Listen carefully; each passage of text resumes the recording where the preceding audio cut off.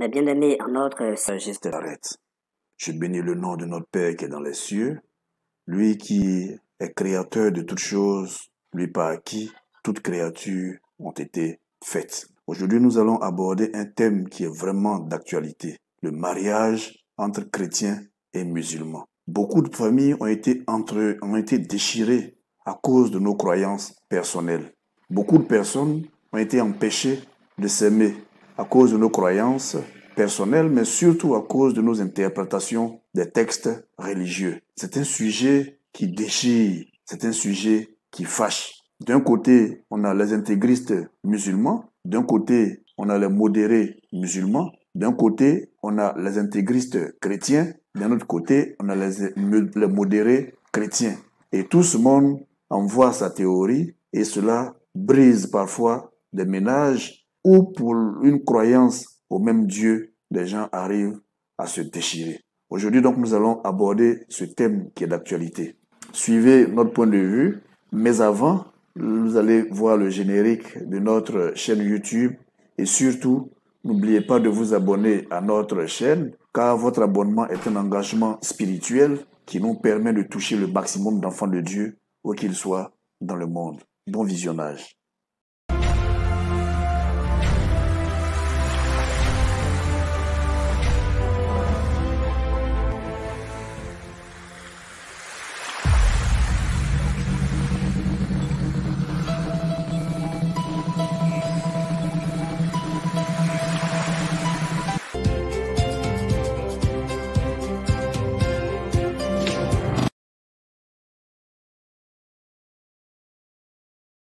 Enseignement. Thème. Le mariage entre musulmans et chrétiens est-il possible?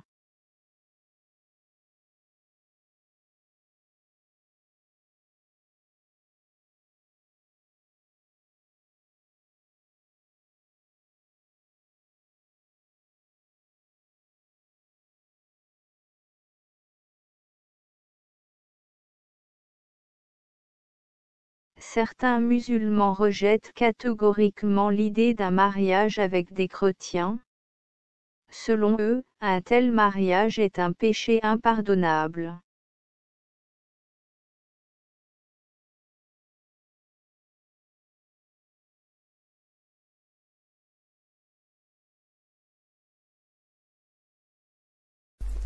Salam alaikum. Salam. Est-ce qu'une femme musulmane peut se marier à un non-musulman? Bismillah, alhamdulillah, wassalatu wassalam ala rasulillah. Non, pas du tout. Une femme musulmane n'a pas le droit de se marier avec un non-musulman.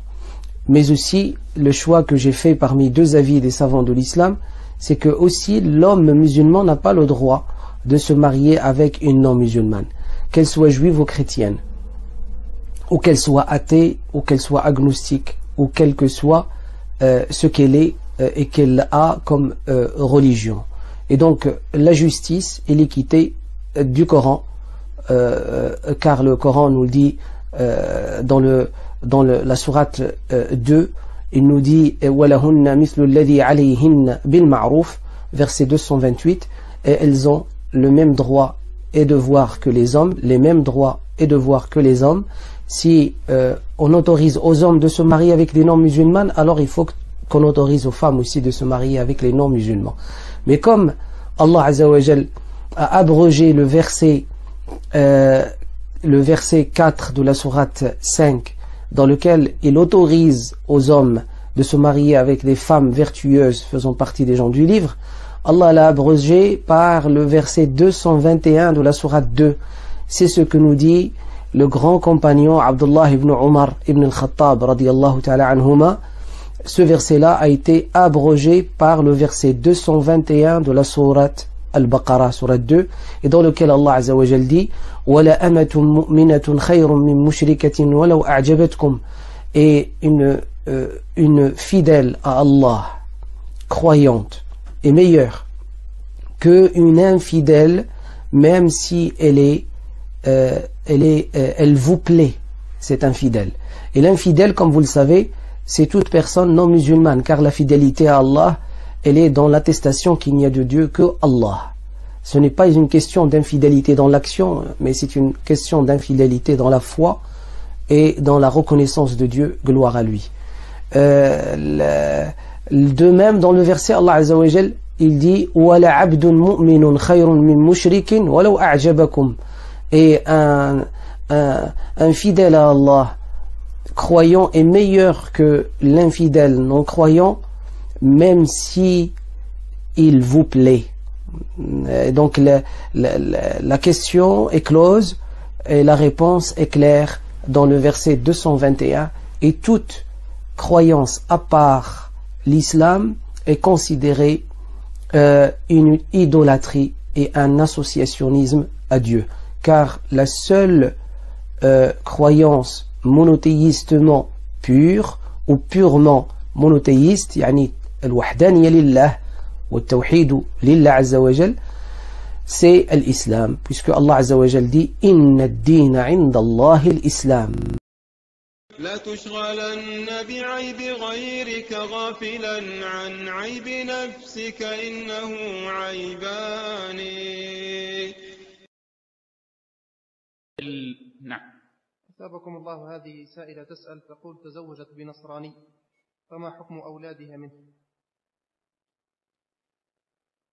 عليها أن تتوب إلى الله من هذه الباقعة وأن تنفصل عنه فورا.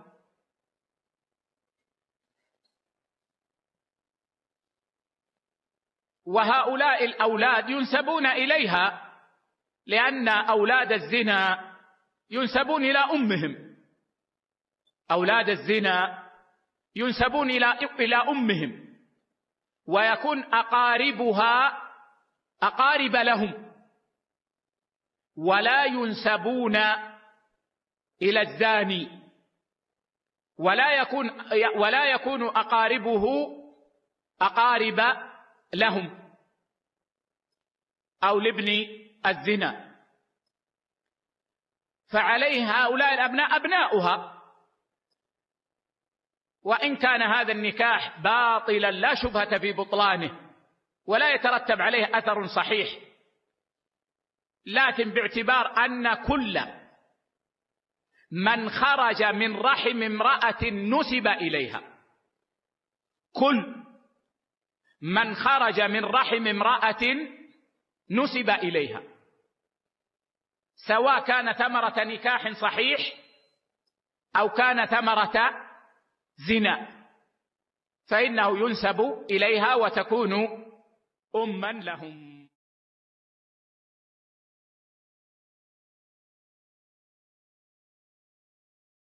Certains musulmans acceptent parfois l'idée d'un mariage avec des chrétiens.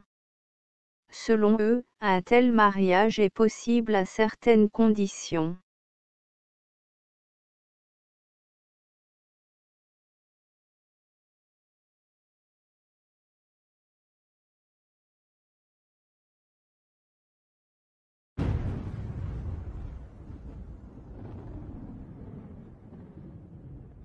Il y a un frère qui nous écrit, qui nous dit « Je veux votre numéro de téléphone, pourquoi ? Parce que je veux que ma mère entende ce que vous dites sur le mariage avec une chrétienne. Est-ce que je peux me marier avec une chrétienne ?» Bien sûr, on a déjà parlé de ça, hein, il avait dû aller sur le net et tout. Et oui, il peut se marier avec une chrétienne. Et qu'est-ce qu'on a dit? Quelles sont les conditions? Très bien, qu'elle soit croyante.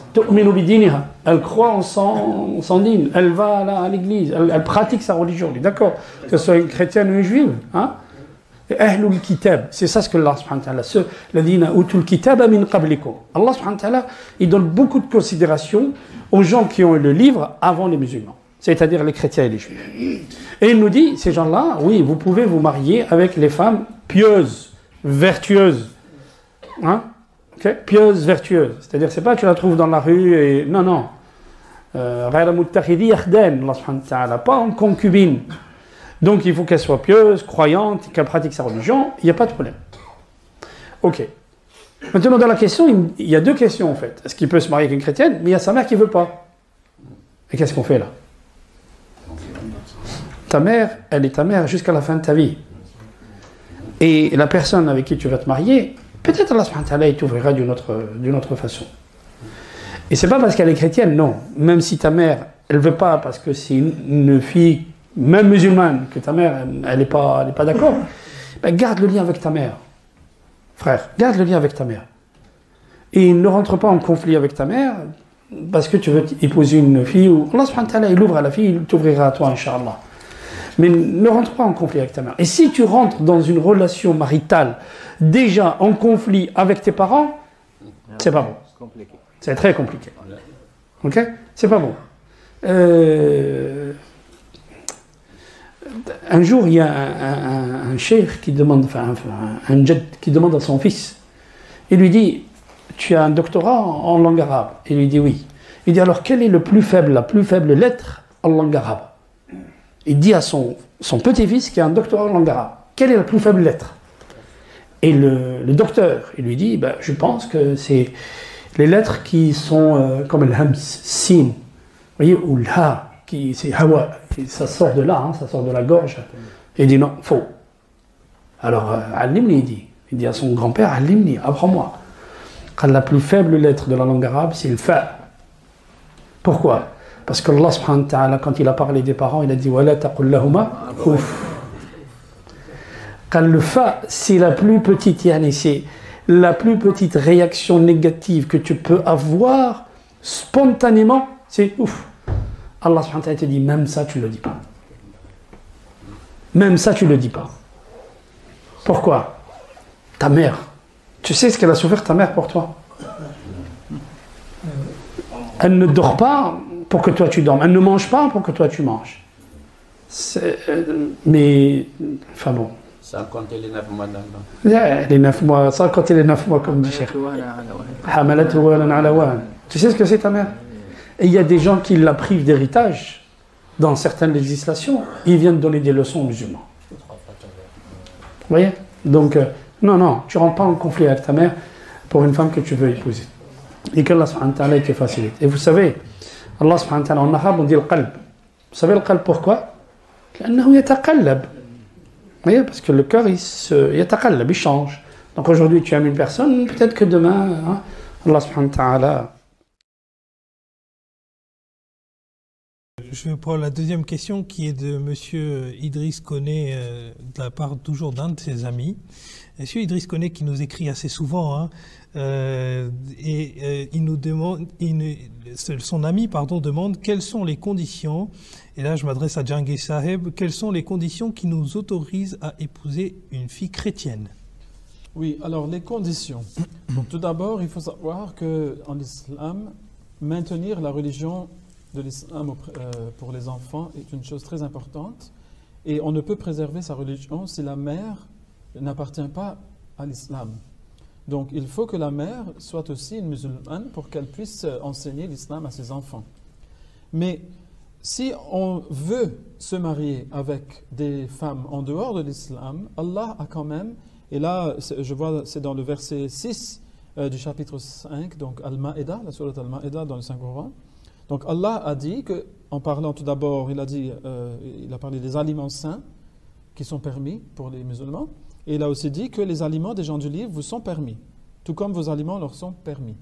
Donc, mais il a aussi dit, et vous sont permises les femmes chastes croyantes, donc les musulmanes, oui, et les femmes chastes croyantes et les femmes chastes de parmi ceux qui reçurent le livre avant vous. Donc là, on parle des gens du livre. Donc des chrétiennes et des juifs tout d'abord, oui, mais par extension, ça pourrait même s'appliquer à d'autres peuples qui ont aussi reçu des livres. Mais la condition, c'est qu'elles soient croyantes dans les enseignements que Dieu a donnés dans ce livre et qu'elles soient chastes. Donc Allah a dit, il faut que vous contractiez des mariages valides. Il ne faut pas que vous tombiez dans la fornication et il ne faut pas prendre de maîtresse. Donc on ne peut pas aller donc pécher dans les mauvaises eaux, si vous voulez. Il ne faut pas aller chercher des femmes qui sont prêtes à se donner comme ça pour avoir des relations en dehors du mariage. Parce que celles-là, Allah ne donne pas la permission de se marier avec des gens tels.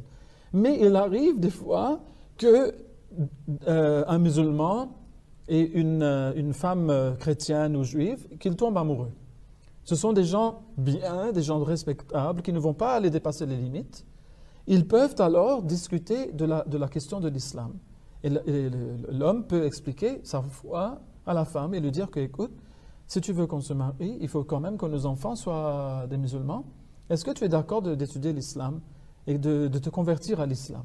Et pourquoi je parle de conversion à l'islam? Parce que Allah l'a dit même avant, dans la sourate Al-Baqarah, et là c'est le verset 222, Allah dit « Et n'épousez pas les femmes idolâtres avant qu'elles ne soient devenues croyantes. » En effet, même une esclave croyante vaut mieux qu'une idolâtre, quand bien même celle-ci vous plairait beaucoup.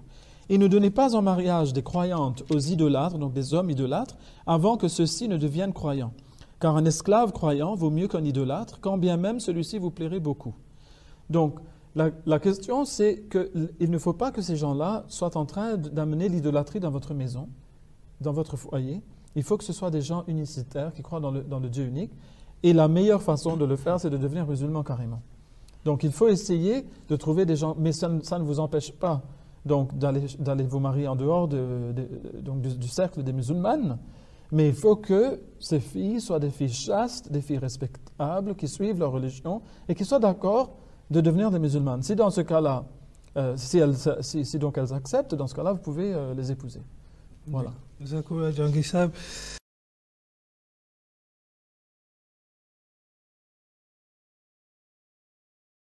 Certains chrétiens rejettent catégoriquement l'idée d'un mariage avec des musulmans.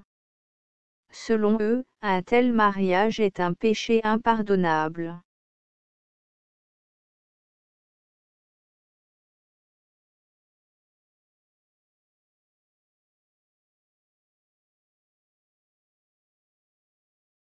Gros bisous à toi, mes amis chrétiennes et catholiques, où ils ont toujours l'image des musulmans, les tueurs, les musulmans, et ce sont des gens, on peut pas habiter avec, et voilà. Du coup, Halima va finir ses études au Congo, et elle va prendre sa route pour l'Europe, en passant par le Maroc. Arrivée au Maroc, Halima ne connaissait personne, on va la mener dans une communauté des Noirs, là où elle va commencer à cohabiter avec les autres. Et en cohabitant avec les autres, un jour, elle va se rencontrer avec un homme qui est musulman, et voilà. Et puis du coup, elle était tombée amoureuse de cet homme. Ils ont commencé à cohabiter. Après quelque temps, et son copain avait pris la décision de officialiser les choses. Elle a dit: Ali, mais écoute, on peut pas continuer à cohabiter comme ça, j'aimerais te marier. Alors Halima va appeler sa famille, donc elle va appeler sa maman. Son père est mort il y a très longtemps. Elle va appeler sa maman pour dire: maman, et voilà, donc j'ai rencontré quelqu'un ici et puis il veut me marier. Et donc je l'aime, il m'aime aussi, et puis il m'a proposé le mariage. Sa maman va dire, elle va dire à sa maman, il est musulman. Sa maman va lui dire: Halima, ma fille, tu me parles de quoi? Tu connais les musulmans et ce sont des tueurs. Toi-même, tu connais les musulmans depuis ici, tu étais ici. Tu connais les musulmans, ce sont des gens, on peut pas habiter avec, ce sont des tueurs. Il faut vraiment faire attention. Donc, mon avis, c'est non. Donc, je veux pas de ce mariage. C'est mieux de chercher un chrétien.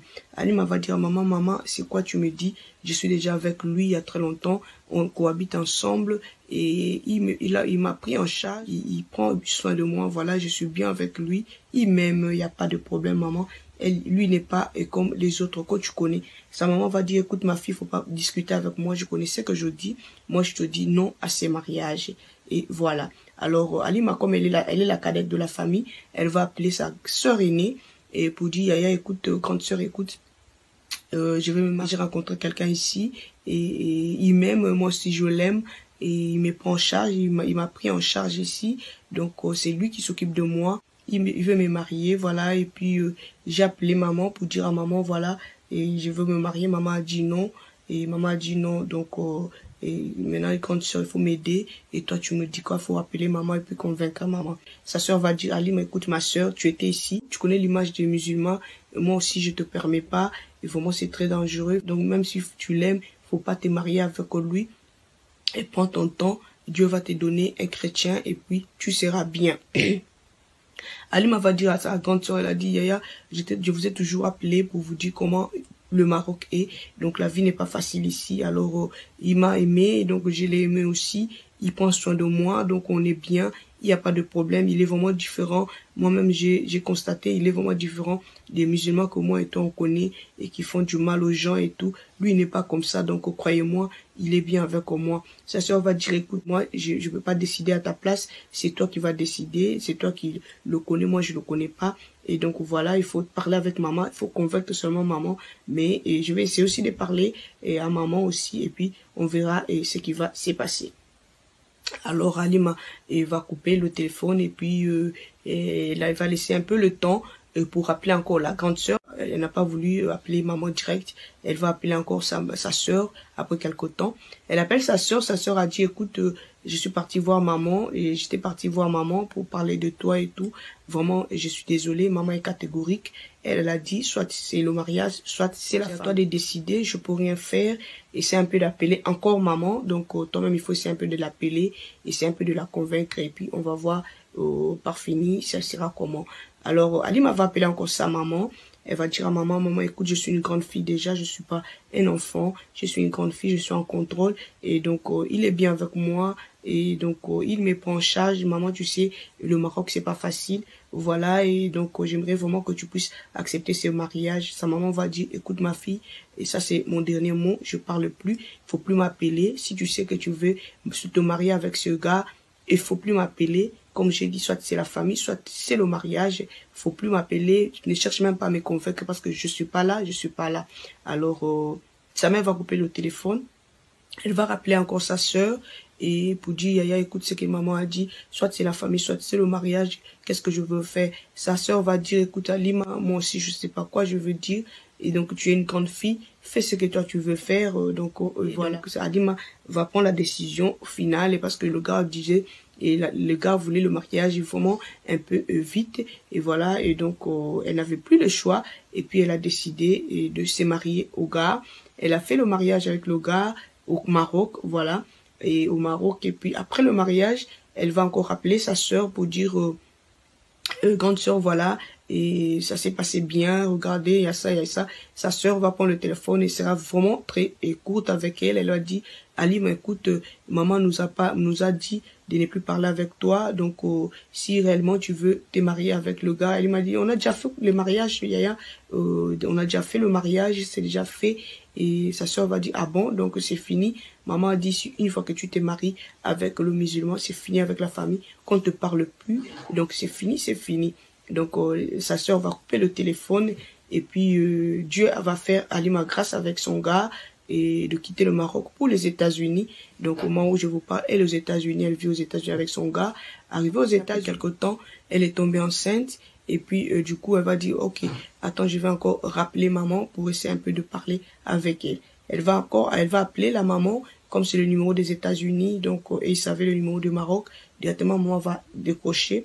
Et maman va décrocher le téléphone. C'est Halima qui se présente. Maman, c'est moi. Et puis, sa maman va couper le téléphone du coup. Halima va appeler sa sœur.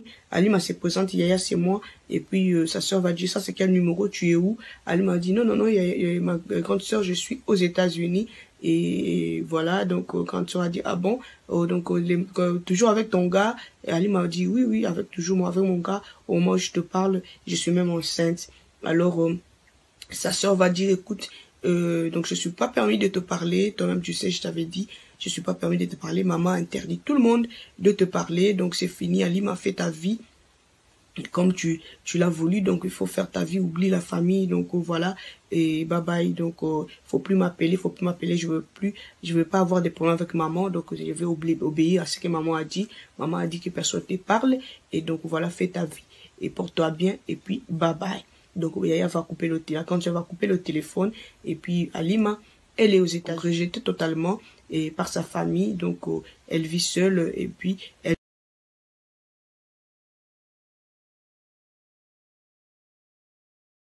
Et pourtant, des musulmans ont épousé des chrétiens et ils sont heureux dans leur couple.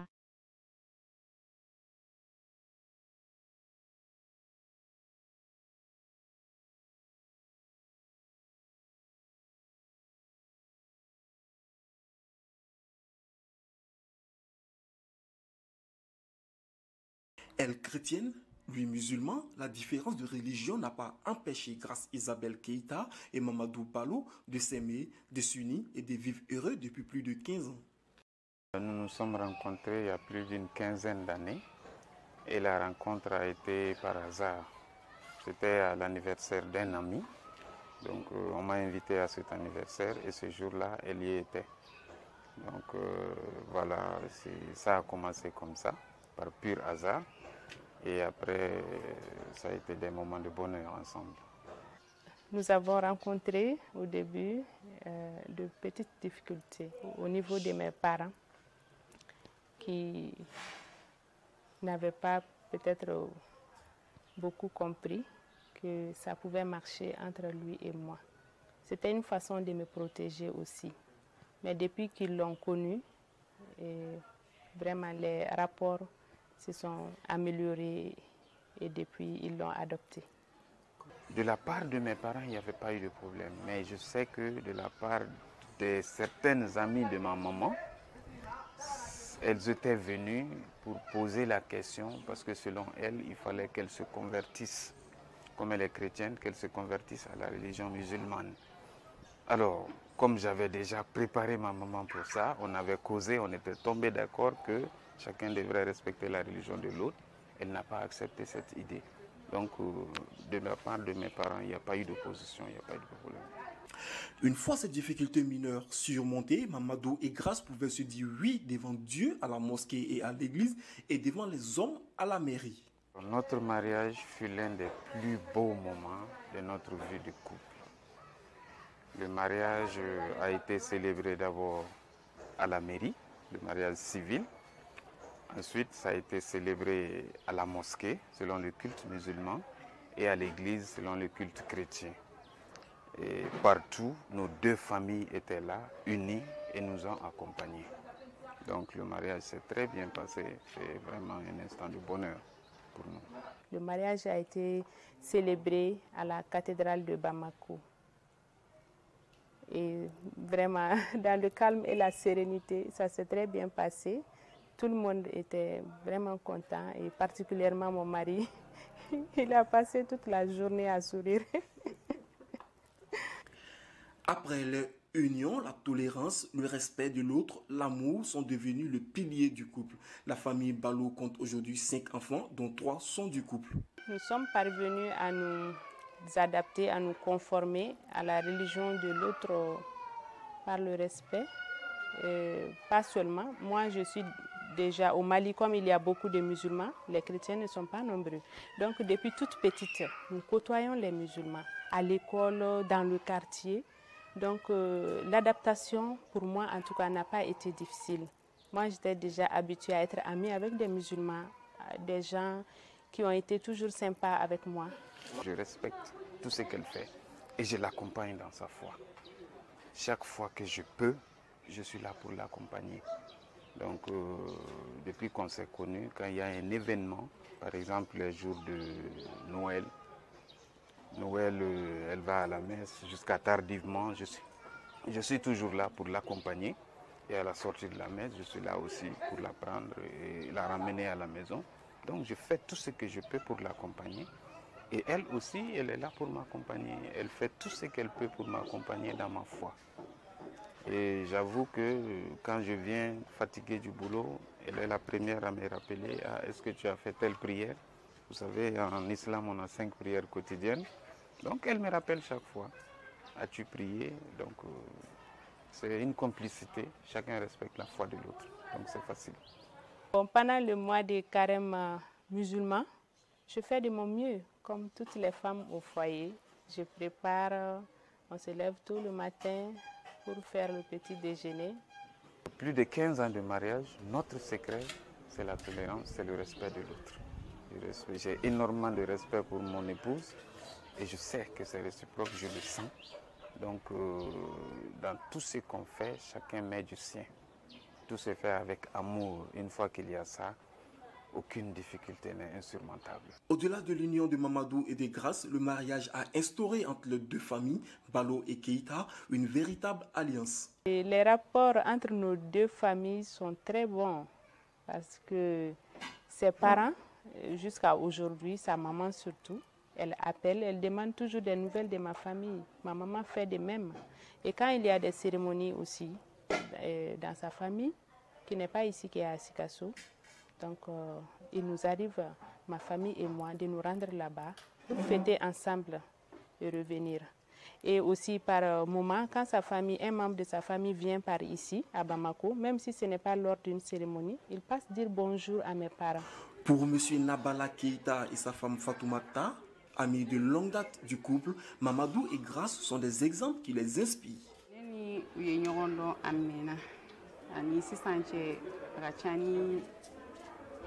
12-13 ans, c'est plus de 15 ans même. Akachani s'entendre à Mignoron, à Mignoron fréquenté.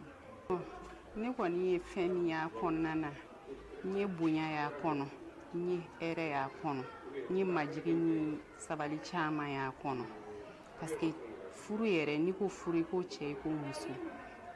Donc nyamala u fla kele mi ka nyogon mine. Yame.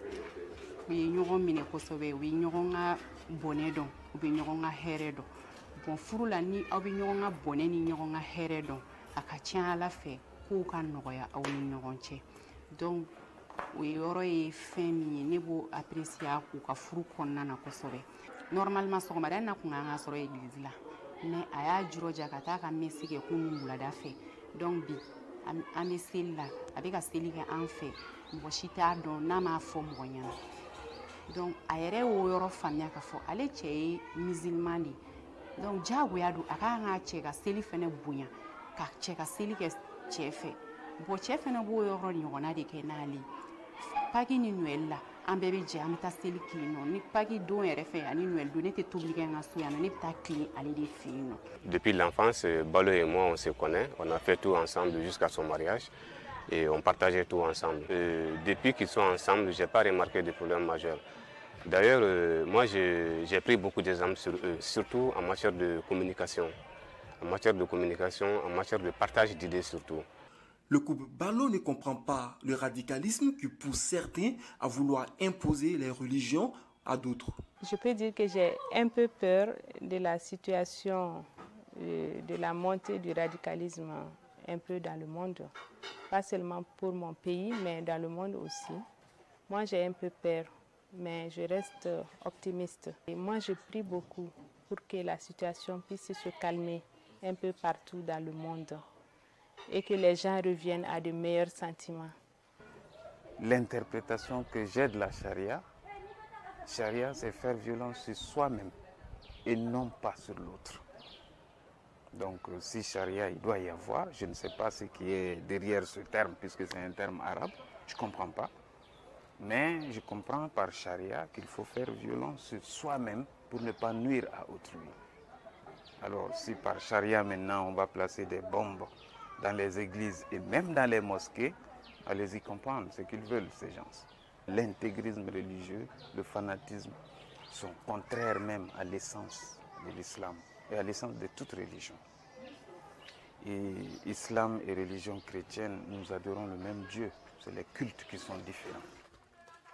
Aujourd'hui, où nous assistons de plus en plus à la montée du radicalisme, Mamadou et Grace nous montrent l'exemple de la tolérance religieuse. Si tant est que nous sommes condamnés à vivre ensemble, la tolérance et l'amour doivent nous guider en toutes situations. Quelques terminologies utilisées par les musulmans. Boussoumani. En français courant, ce mot désigne un broussard, un sauvage, quelqu'un qui est jaloux du bonheur de l'autre. C'est une pure déformation d'un mot anglais utilisé à l'époque coloniale par les colons anglais pour désigner les nègres qui travaillaient pour eux. Parce que les Anglais trouvaient que ces nègres n'avaient pas de bonnes manières, qu'ils n'avaient pas de culture et qu'ils étaient idolâtres et bêtes, ils les appelaient bushmen, c'est-à-dire hommes de brousse, autrement dit broussards. C'était pour désigner des hommes sauvages et sans aucune éducation.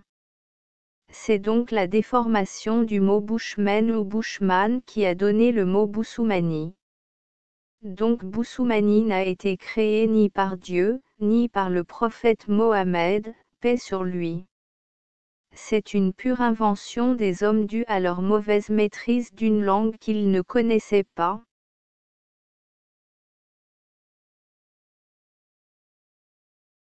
Kafri. Le mot kafri utilisé par les musulmans pour désigner les chrétiens n'existe pas. C'est une simple déformation du mot kafir. Kufr est un terme arabe qui signifie mécréance, incroyance, athéisme, refus. Dans l'islam, il s'emploie à propos de toute croyance autre que l'islam, de l'athéisme et de l'apostasie. Un kafir, qui en arabe veut dire mécréant, incroyant, ingrat, infidèle, au pluriel koufar, et, parfois francisé en kafr, est un terme arabe à connotation péjorative désignant celui qui n'est pas croyant en l'islam.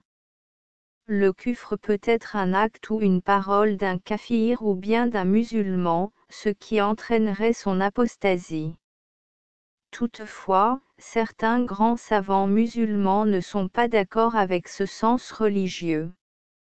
Selon eux, s'appuyant sur la linguistique, ils estiment qu'un kafir serait quelqu'un qui nie quelque chose tout en sachant qu'elle existe. Selon donc cette deuxième explication, le kafir n'est pas forcément celui qui ne croit pas en l'islam, mais le kafir c'est toute personne qui refuse d'admettre une vérité alors qu'elle sait très bien qu'elle existe. Partant de là, que l'on soit chrétien, athée, bouddhiste, ou même musulman, on devient kafir si on nie l'existence de Dieu sous d'autres formes alors que nous savons très bien que Dieu peut exister sous cette forme, puisque lui, en tant que créateur de toutes choses, peut prendre la forme qu'il veut.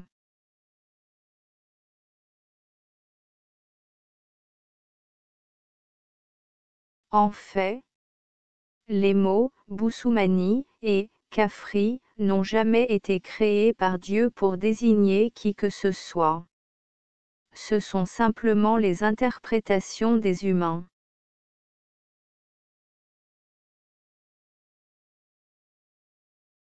Aimons-nous les uns les autres, dans l'indifférence de nos différences.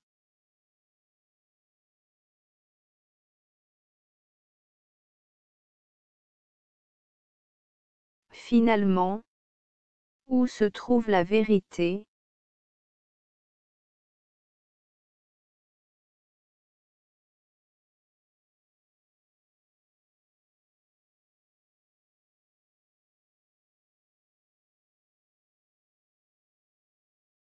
Mais bien-aimés en notre Seigneur Jésus-Christ de Nazareth, quand vous regardez toutes ces vidéos, vous voyez bien que tout ça n'est qu'une question d'interprétation des textes religieux. Que ce soit le Coran, que ce soit la Bible, que ce soit la Torah et tous les livres révélés, c'est l'interprétation des humains dans tous ces livres qui crée les conflits. Je dis bien, c'est l'interprétation des humains qui crée les conflits. Je ne crois pas qu'il y ait un ciel pour les musulmans et un ciel pour les chrétiens. C'est vraiment absurde de croire à cela. Je crois qu'il y a un seul ciel et un seul enfer. Ce sont peut-être les couloirs d'élévation par lesquels nous passons pour monter vers la divinité qui peuvent varier.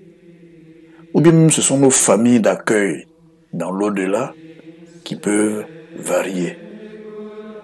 Sinon, il n'y a qu'un seul ciel et un seul enfer.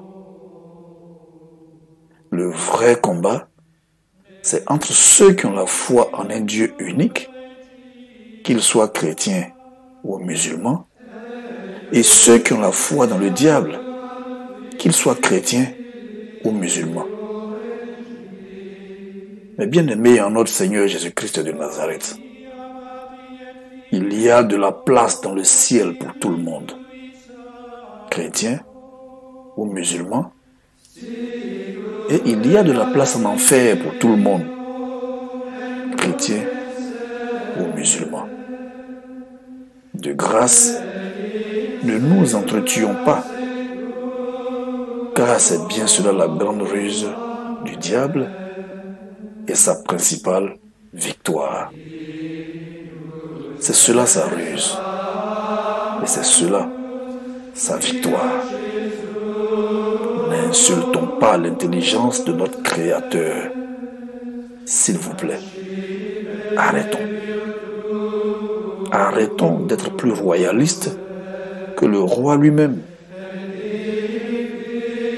Dieu est Dieu pour tout le monde, chrétien ou musulman, et il peut se manifester sous n'importe quelle forme, soit en chrétien, soit en musulman. Qui sommes-nous pour critiquer Dieu ou le rejeter parce qu'il a décidé de descendre sur terre sous la forme d'un musulman ou sous la forme d'un chrétien? De même, Satan est Satan pour tout le monde, chrétien ou musulman. Ressaisissons-nous et que gloire soit toujours rendue au même Dieu, unique et créateur de toutes choses, et que son nom soit béni dans les siècles des siècles. Amen. Amen. Amen. Merci pour votre engagement spirituel. Que notre Seigneur Jésus-Christ de Nazareth marche toujours avec vous. Amen. Amen. Amen.